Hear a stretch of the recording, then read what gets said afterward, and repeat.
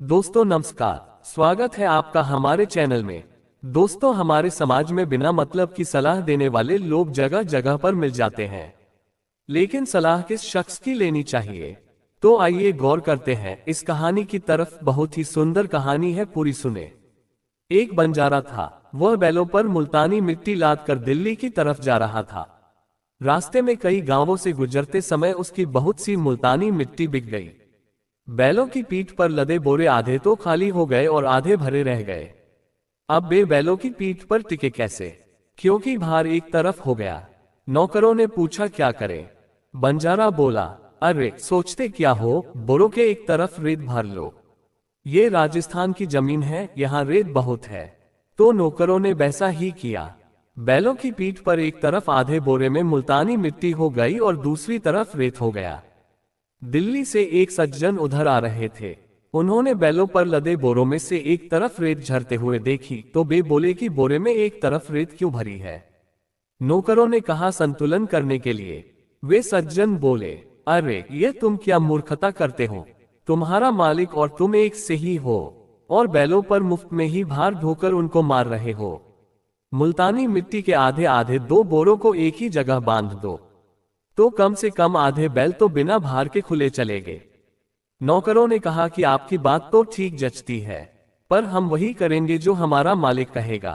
आप जाकर हमारे मालिक से यह बात कहो और उनसे मुझे हुक्म दिलवाओ। तब उस सज्जन ने बंजारे से वही बात कही। तो बंजारे ने पूछा कि आप कहाँ के हैं और कहाँ जा रहे हैं?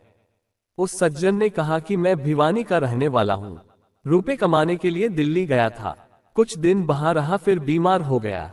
जो थोड़े रुपए कमाए थे वे खर्च हो गए, व्यापार में घाटा लग गया। पास में कुछ रहा नहीं तो विचार किया कि घर चलना चाहिए। सज्जन की बात सुनकर बंजारा नौकरों से बोला कि इनकी शिक्षा मत लो, अपने जैसे चलते हैं वैसे ही चलो। इनकी बुद्धि तो अच्छी दिखती है पर उसका नतीजा ठीक नहीं निकलता। यदि ठीक निकलता तो ये धनवान हो जाते और खाली हाथ लौटकर दिल्ली से घर नहीं जाते।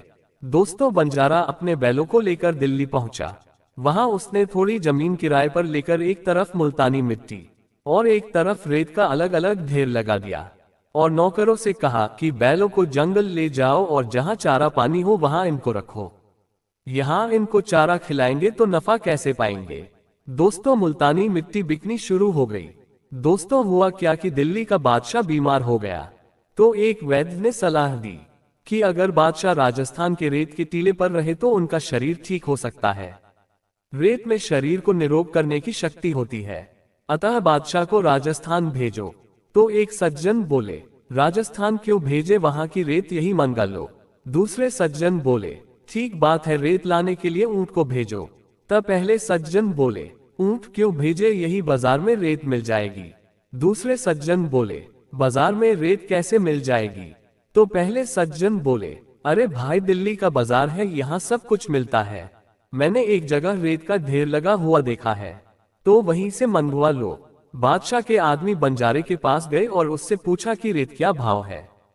बंजारा बोला कि चाहे मुल्तानी मिट्टी खरीदो चाहे रेत खरीदो एक ही भाव है, दोनों बैलों पर बराबर तुल कर आए हैं। बादशाह के आदमियों ने वह सारी रेत खरीद ली। दोस्तों अगर बंजारा दिल्ली से आए उस सज्जन की बात मानता तो यह मुफ्त के रुपए कैसे मिलते हैं? इससे सिद्ध हुआ कि बंजारे की बुद्धि ठीक काम करती थी।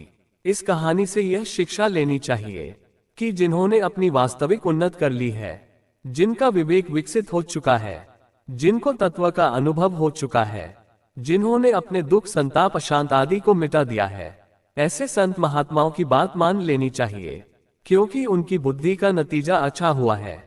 जैसे किसी ने व्यापार में बहुत धन कमाया हो, तो वह जैसा कहे वैसा ही हम करेंगे तो हमें भी लाभ होगा। उनका लाभ हुआ है तो हमें लाभ क्यों नहीं होगा?